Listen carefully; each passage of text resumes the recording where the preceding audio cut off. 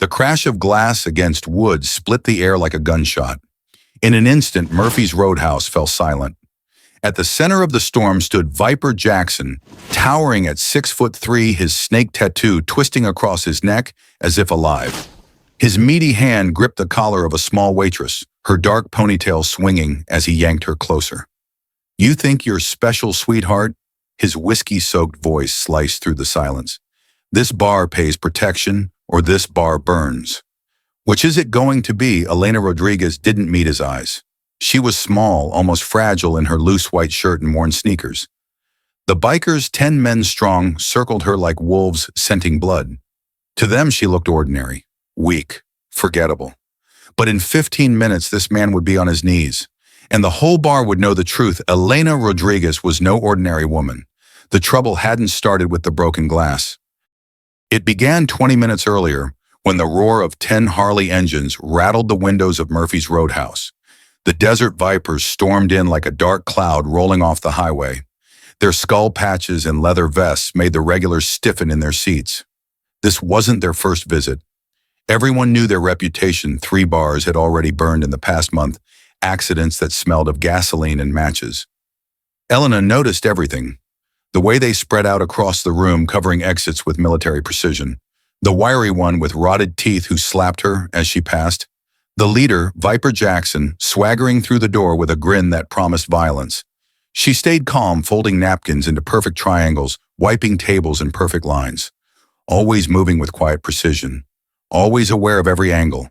Jake, the young bartender, whispered nervously, "That's them, Elena. The Desert Vipers.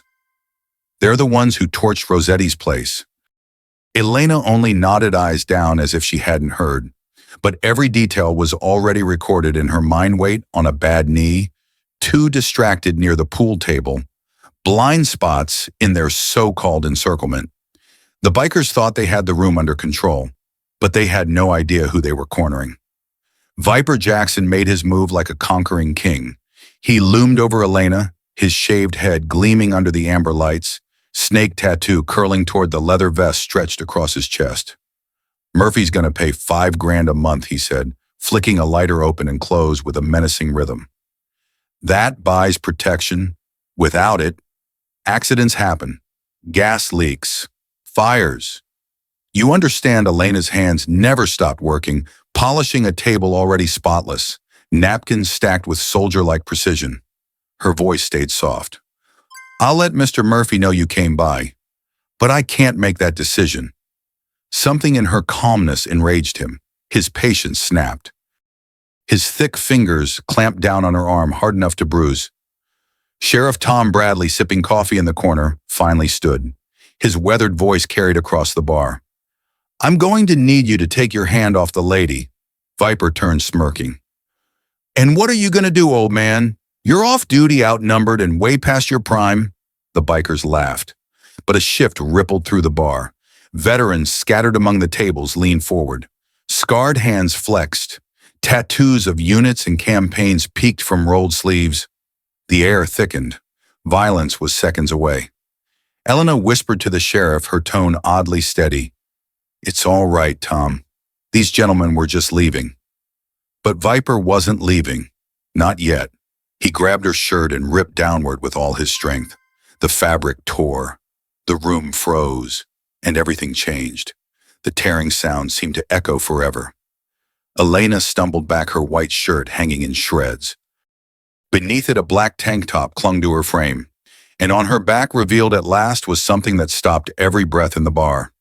The eagle globe and anchor of the United States Marine Corps spread wide across her shoulders, detailed, proud, undeniable.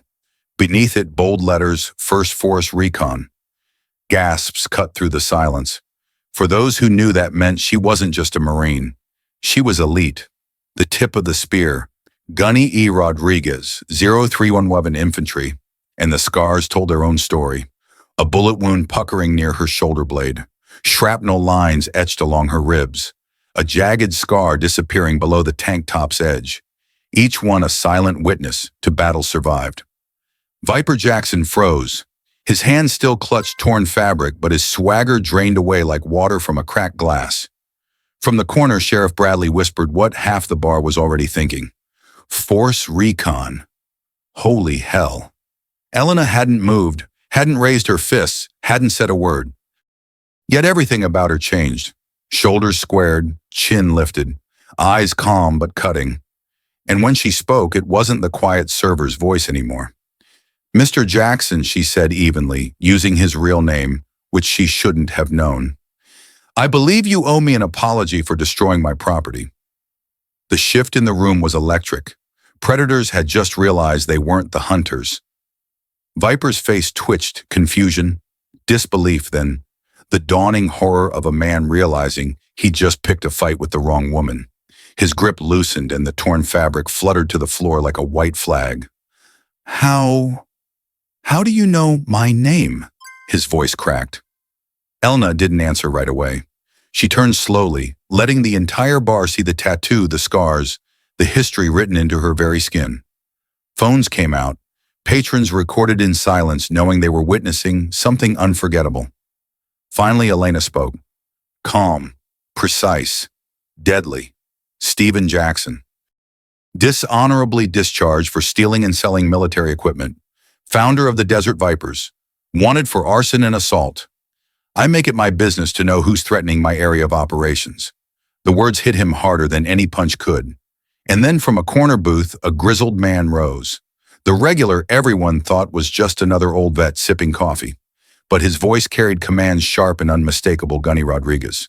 Force Recon, Fallujah, 2004. I remember you.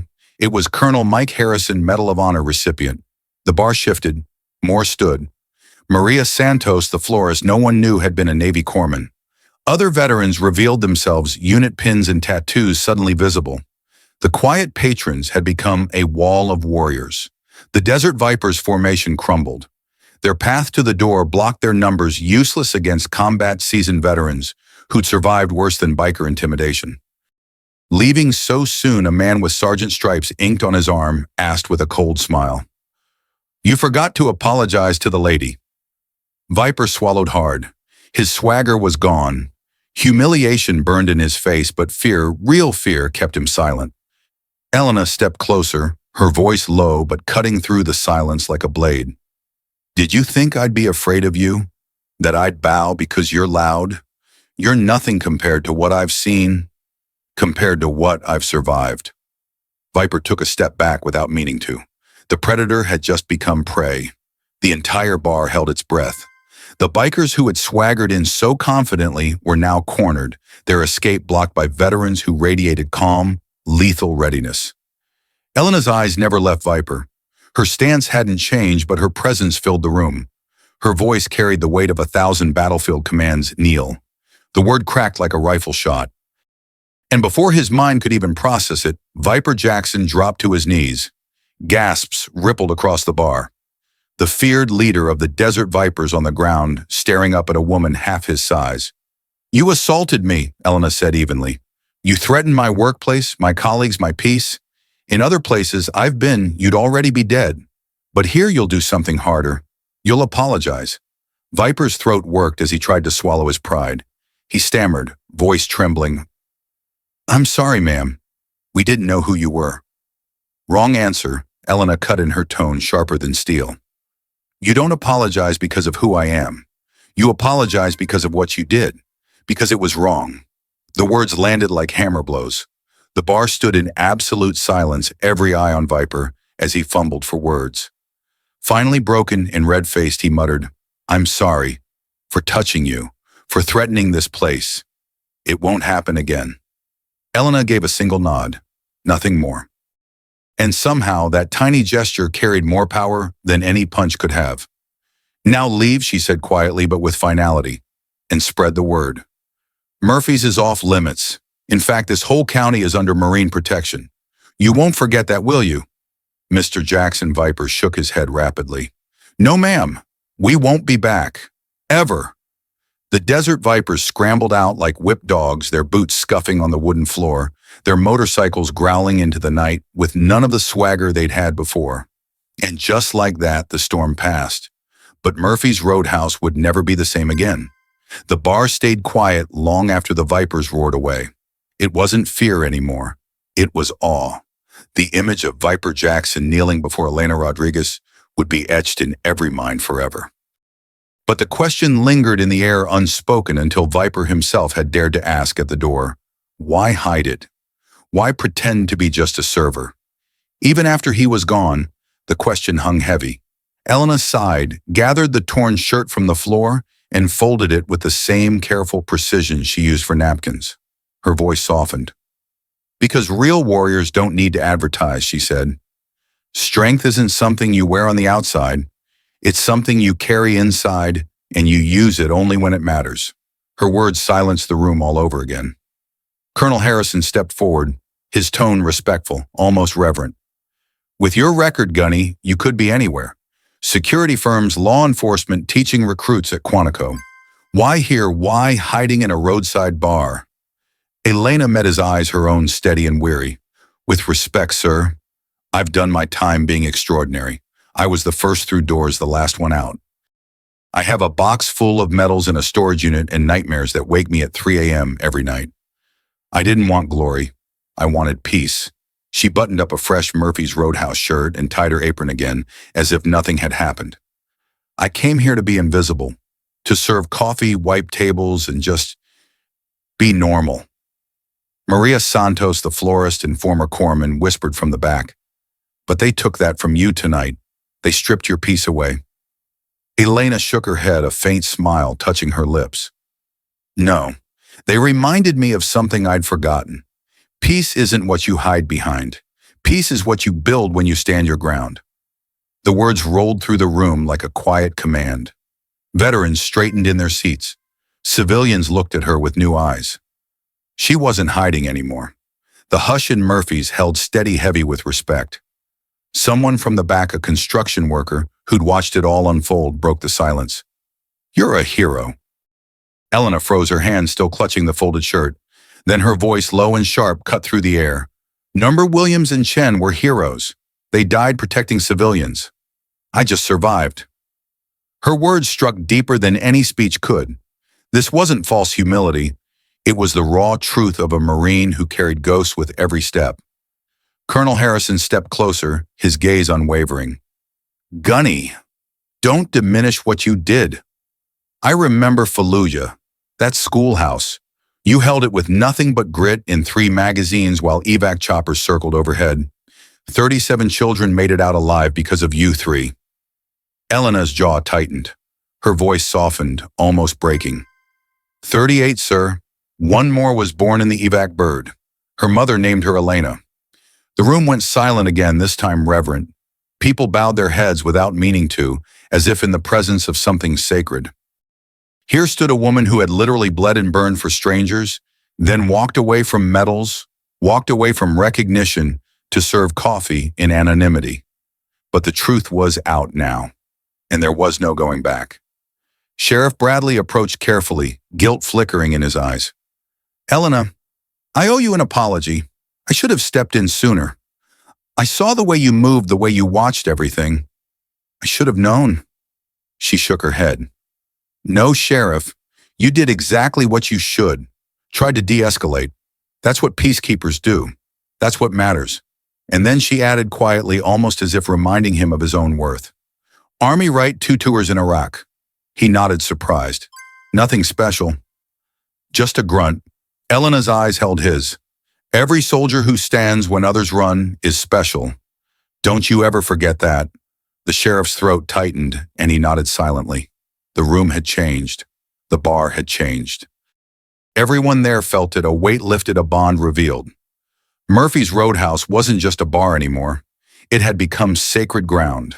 The night wore on, but Murphy's didn't return to normal. Not completely. Conversations hummed louder. Veterans who'd been silent for years began swapping stories, and civilians leaned in to listen. Elena had lit something in the room, a flame of pride, of belonging. Later, as the bar thinned out, a young woman approached.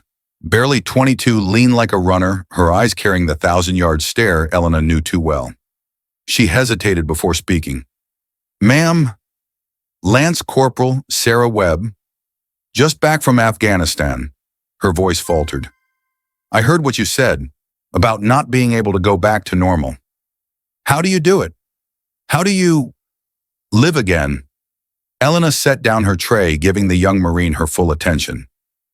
You don't go back, Sarah. That version of you is gone.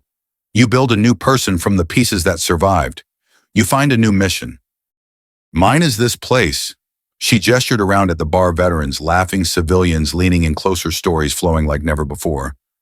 Here people learn that we're not broken, just different. That service doesn't end when the uniform comes off. It just changes shape. My mission now is serving people, one table at a time, one day at a time. Sarah swallowed, hard eyes glistening. Elena's words weren't polished, but they were real, and real was what she needed. By closing time, only Elena and Jake remained cleaning up in the soft hum of the jukebox. The young bartender glanced at her, questions burning on his face, until he finally blurted one out. Do you regret it? That your cover's blown, Elena considered, stacking chairs onto tables with her usual precision. Then she smiled faintly. No, I've been hiding for 3 years, pretending that part of me didn't exist, but it does, it always will. Maybe it's time I stop running from it.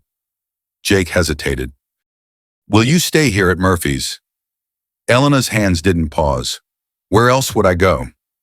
This is my post now, and Marines don't abandon their posts. Her words settled like an oath. She had found a new battlefield, not one of bullets and bombs, but one of belonging, healing, and quiet strength. The very next morning, Elena arrived at Murphy's to find the parking lot already full. Word had spread like wildfire.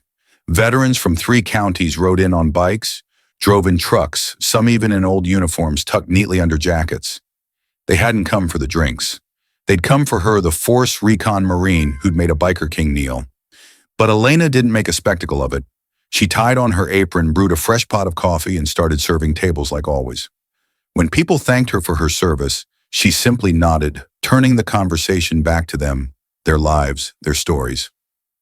Murphy, back from Phoenix, pulled her aside during the lunch rush. Elena, I heard what happened. If you need time off, or if you want to quit, she cut him off gently but firmly. With respect, sir, I've got tables to serve. Besides, she glanced around at the crowd filling every booth, every stool. Something tells me business is about to pick up. She was right. Over the next weeks, Murphy's Roadhouse transformed. It wasn't just a roadside bar anymore. It became an unofficial veterans hall, a place where stories flowed as freely as beer. The walls slowly filled with photos and patches donated by patrons. A corner turned into a small library of military history books. Tuesday nights became Veterans Night with Elena's Quiet Blessing, a gathering where service members past and present found community and civilians found understanding. And the biggest change was in Elena herself. She still wore the simple server's shirt, still cleaned tables with soldierly precision, still kept everyone's glass full. But her shoulders no longer hunched to make herself smaller. She no longer hid her eyes. She moved with quiet confidence, not because she wanted recognition, but because she no longer feared it. She had stopped running. 3 months after the night the Vipers fled, Elena received a package at the bar. No sender's name, just her address written in sharp military block letters. Inside was a purple heart polished until it gleamed. A note rested beside it. Gunny Rodriguez, you left this behind at Leatherneck. I thought you might want it back. Corpsman Santos. Elena's hands lingered on the metal, her reflection glinting in the surface. Slowly she carried it to the wall where veterans had begun hanging their own memorabilia. Photos, patches, dog tags, fragments of lives lived in service. She placed the purple heart there carefully next to a photograph someone had tracked down. 3 Marines in dusty combat gear, smiling despite exhaustion, standing in front of a bullet-riddled schoolhouse. The caption read, Heroes of Fallujah, LCPL Williams, PFC Chingunny Rodriguez. Jake stood beside her, staring at the picture, then at her. You know, he said quietly, I've been thinking about enlisting. Because of you. Because of what you stand for. Elena turned, studying his young, eager face. Those are good reasons, Jake. But make sure you're doing it for you, not for me. The Corps will take everything you have to give and ask for more. You'd better be certain you're willing to pay that price. He hesitated. Were you willing? Her hand went instinctively to her hidden dog tags. Her answer was quiet, steady, unflinching. Every damn day. And I'd do it again. But that's me. You need to find your own answer. Jake nodded slowly, absorbing the weight of her words. Behind them, the purple heart shone on the wall, not as a trophy, but as a reminder. A reminder of sacrifice, of resilience, and of a Marine who had stopped hiding. Weeks turned into months, and Murphy's Roadhouse settled into its new identity. Veterans from all branches gathered there, swapping stories they'd kept locked away for years. Civilians came too drawn not just by the legend, but by the feeling that here everyone mattered. Elena still poured coffee and wiped tables, still moved with quiet discipline. But now she carried herself differently. She was no longer trying to shrink into the background, no longer ashamed of her scars or her past. The eagle globe and anchor inked across her back was no longer a secret hidden under cotton. It had become a symbol, a silent shield over the place and the people she served. Reporters came sometimes sniffing around for the Marine who made bikers kneel. Elena never bragged, never glamorized her past. She gave them the same answer every time: warriors don't serve for recognition. We serve because it's who we are. And she lived those words daily, not on a battlefield in Fallujah, but here in a roadside bar where she created a sanctuary of peace, respect, and dignity. One evening, Jake caught her reflection in the mirror behind the bar. He saw not the weary veteran hiding from her past, nor the terrified young Marine who once walked into her first firefight. He saw someone new, someone tempered, unbreakable, a woman who had stopped running and started leading again. Semper Fidelis, always faithful, to her brothers who never came home, to her mission whatever form it took, and to the simple truth she now embodied: peace isn't found by hiding. It's created by standing your ground. Elena Rodriguez had found her peace, and Murphy's Roadhouse would never be the same.